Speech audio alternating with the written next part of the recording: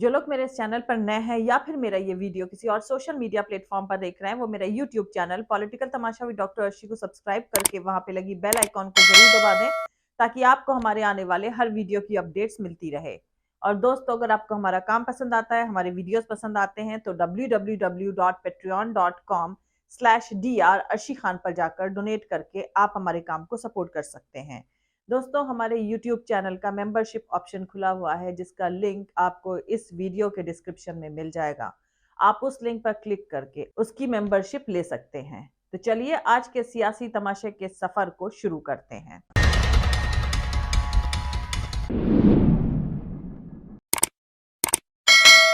प्रधानमंत्री नरेंद्र मोदी के अमेरिका दौरे से पहले बाइडेन एडमिनिस्ट्रेशन ने भारत में मजहबी आजादी पर एक रिपोर्ट जारी करी है।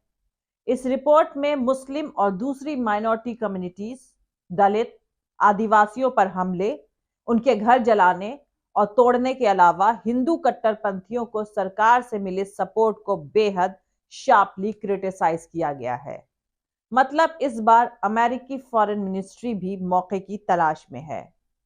दोस्तों, अटल बिहारी वाजपेयी एक चीनी कहावत बार बार दोहराया करते थे कि आप कुछ वक्त के लिए कुछ लोगों को बेवकूफ बना सकते हैं, हमेशा के लिए सबको बेवकूफ नहीं बनाया जा सकता। एक शख्स की अगुवाई में बीजेपी ऐसी घटिया पार्टी बन गई है जो अपने ही नेताओं और उनके बीते हुए वक्त यानी पास से कुछ भी सीखने को तैयार नहीं है। अटल बिहारी वाजपेयी और आडवाणी दोनों कम्युनल नेता थे, लेकिन डेमोक्रेसी का पर्दा कभी नहीं हटाया। अभी की बीजेपी दर बेशर्मों की पार्टी है। ये ऐसे भस्मासुर हैं कि जिस डेमोक्रेसी ने इनको ताकत दी, उसी को मिटाने पर आमादा है। वहीं कर्नाटक की हार के बाद साहेब के सपोर्टर्स बौखलाए हुए हैं। टॉमी मीडिया और उसके पत्रकार, छुटभइये बीजेपी नेता और आईटी सेल वाले मिलकर अवाम को कोस रहे हैं। सोचिए ये कितने बड़े हिंदू हितैषी हैं कि 83% हिंदू आबादी वाले स्टेट का ऐतिहासिक फैसला इन्हें कबूल नहीं है। कर्नाटक वही स्टेट है जहां बीजेपी की लूट ने लोगों की जान ले ली थी। अवाम से लगातार सरकारी उगाही करी गई थी। कारोबारियों ने खुदकुशी तक करी।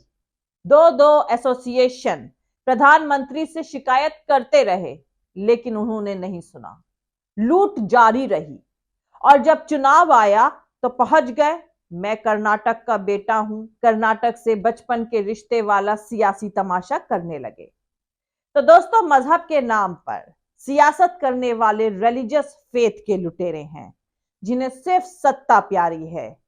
एक दिन लोगों को समझ में आएगा कि इन्होंने डेमोक्रेसी के साथ साथ हिंदू मजहब का जितना नुकसान किया है, उतना इतिहास में कभी नहीं हुआ था और किसी ने नहीं किया था।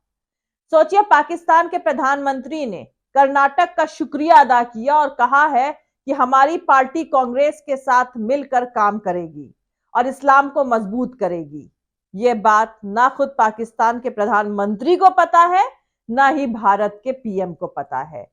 ये बात सिर्फ और सिर्फ जहरीले आईटी सेल के गुर्गों को पता है। दुनिया पर बोझ 2 रुपये वाले अंडों ने शहबाज शरीफ के नकली ट्वीट का एक फर्जी स्क्रीनशॉट तैयार किया है और उसे व्हाट्सएप पे फैला रहे हैं। इसमें दिखाया गया है कि कांग्रेस की जीत से पाकिस्तान खुश है, लेकिन शहबाज शरीफ के ट्विटर पर तो ऐसा कोई ट्वीट नजर नहीं आ रहा है।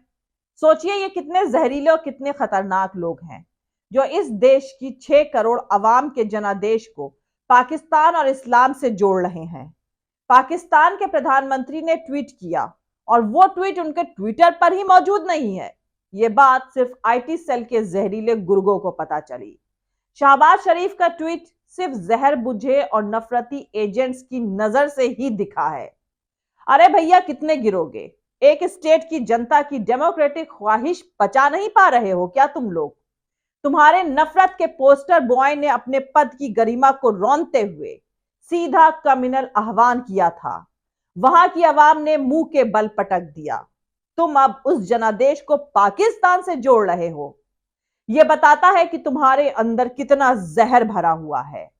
वहीं दूसरी तरफ टॉमी मीडिया लगातार दिखा रहा है कि पाकिस्तान बर्बाद हो गया है। आप लोगों ने भी तमाम न्यूज चैनल्स और वेब पोर्टल्स पर पाकिस्तान की बर्बादी और वहां अंडा, आटा, चावल, खाद्य तेल और डीजल पेट्रोल के उलूल जुलूल दाम देखे होंगे। दिखाया जाता है कि पाकिस्तान बर्बाद हो गया है, पर जहरीले आईटी सेल की तरह टॉमी मीडिया भी ये नहीं बताता है कि दामों का जो फर्क है वो करेंसी कन्वर्जन के चलते होता है। भारत का 1 रुपया पाकिस्तान के 3.6 रुपए के बराबर है।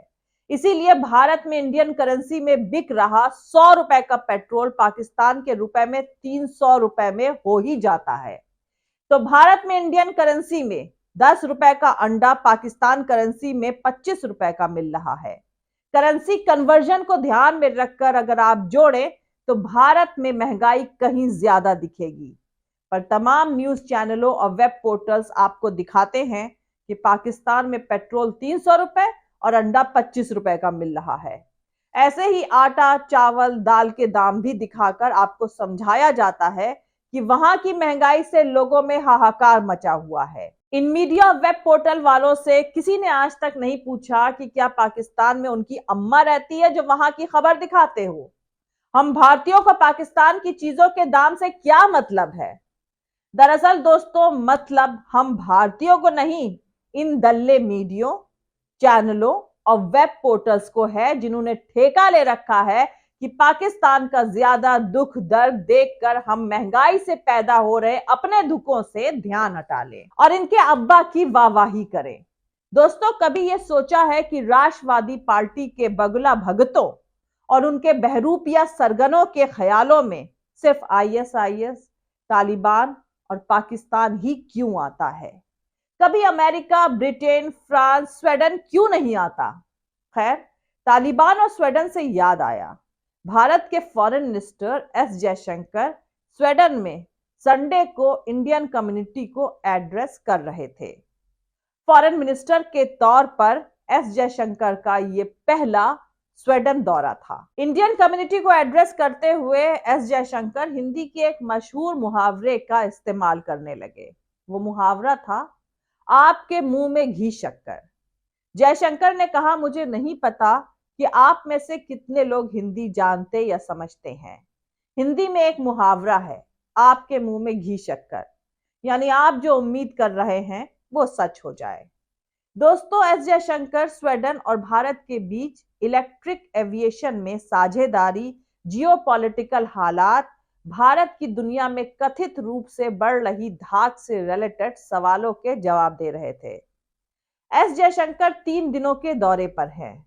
2023 में भारत और स्वीडन के बीच डिप्लोमेटिक रिश्ते कायम हुए तकरीबन 75 साल हो चुके हैं।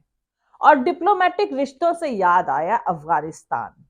दरअसल संडे को ही अफगानिस्तान की कुछ लोकल मीडिया ने यह दावा किया है कि भारत में रह रहे कुछ अफगान नागरिकों ने दिल्ली के अफगान दूतावास में करप्शन को लेकर अफगानिस्तान के फॉरेन मिनिस्टर को एक खत लिखा है। मीडिया में यह भी दावा किया गया है कि मौजूदा एम्बेसडर फरीद मामुनजई को काबुल वापस बुलाने का ऑर्डर जारी कर दिया गया है और नई दिल्ली में ही पहले से ट्रेड काउंसलर के पद पर काम कर रहे कादिर शाह को एक्टिंग एम्बेसडर बना दिया गया है। अफगानिस्तान के टोलो न्यूज ने इस खत को पोस्ट किया है। दोस्तों, फरीद मामुनजई 2020 से ही भारत में अफगानिस्तान के एम्बेसडर हैं।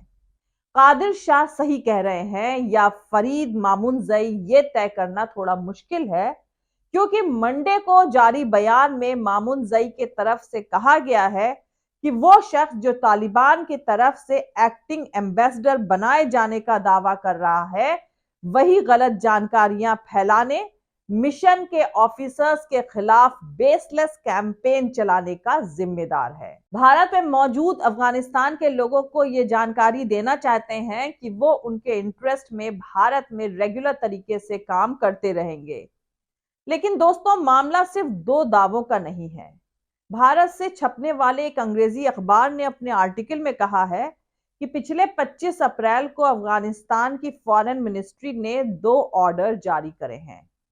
एक में मौजूदा राजदूत फरीद मामुनजई को काबुल वापस बुलाने का हुक्म दिया गया था, जबकि उसी दिन जारी हुए दूसरे ऑर्डर में मौजूदा ट्रेड काउंसलर कादिर शाह को एक्टिंग एम्बेसडर बनाया गया है।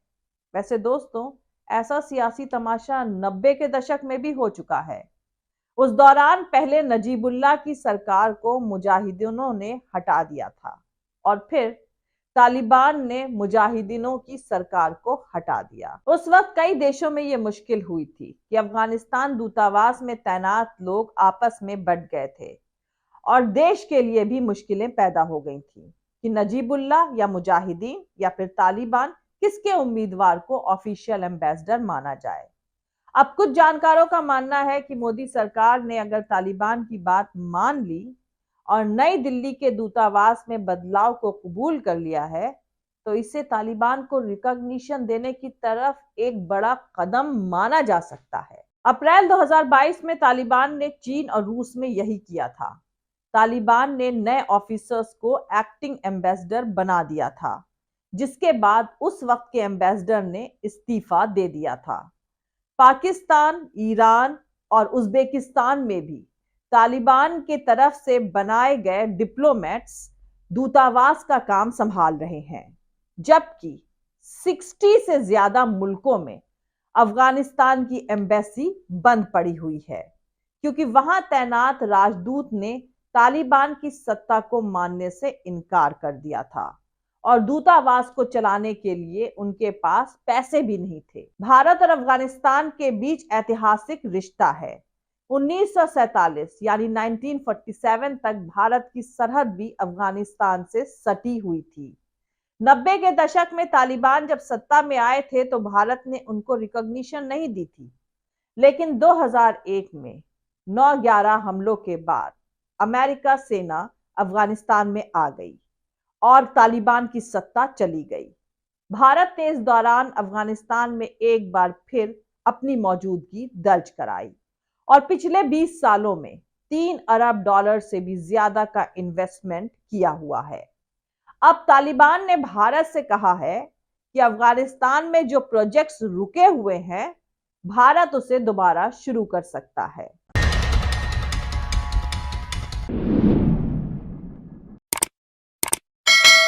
तो दोस्तों, मिलते हैं अगले वीडियो में किसी दूसरे नए सियासी तमाशे के साथ।